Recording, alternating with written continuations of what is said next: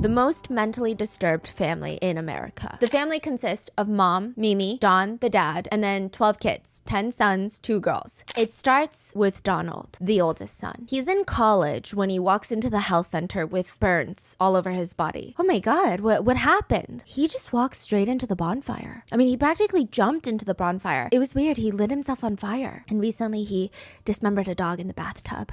Jim is the second oldest brother. If Donald is the all-American guy, Jim is the bad boy. He did this thing where he would encourage all his little brothers, yeah, bring your girlfriends around. Like, I'm so cool. I'll buy you guys drinks and stuff. But the second the girlfriends would walk in through the door, he would start hitting on them.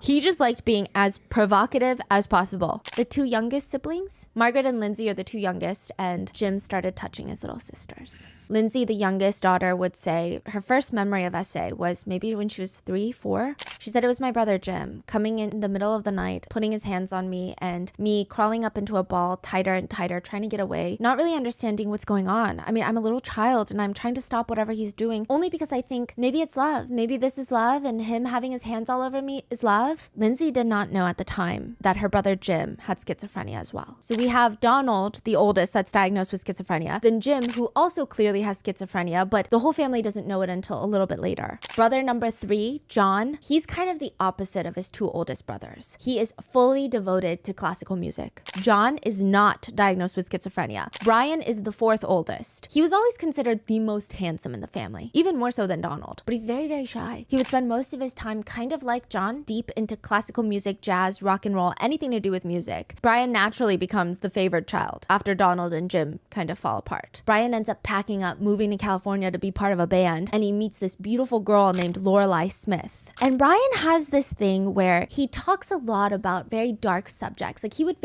talk openly about death. Lorelei thought it was nice until it wasn't nice. She ends up breaking up with him, and they would both be found dead in her apartment. Brian would shoot his ex-girlfriend, Lorelei Smith, in the head with a rifle and then turn the rifle on himself. He would be dead. Michael, the next eldest, he briefly had a visit to a psychiatric hospital soon after, and everyone in the family was convinced that he's next.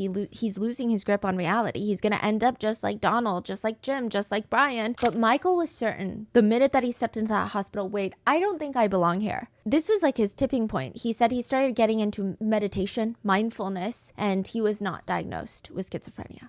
Richard is another brother that does not get diagnosed with schizophrenia, and it was very hard for these brothers. Richard said he was terrified watching his brothers. It felt like he was gonna go crazy any second. He said it scared the shit out of me. For 20 years, I just tried to soothe myself, sedate myself with alcohol and other things, hoping that it wouldn't happen, and I had to block my whole family out. Out of the oldest 6 siblings, we have Donald, Jim, and Brian, who have schizophrenia. John, Richard, and Michael do not. There are 4 more sons and 2 girls left.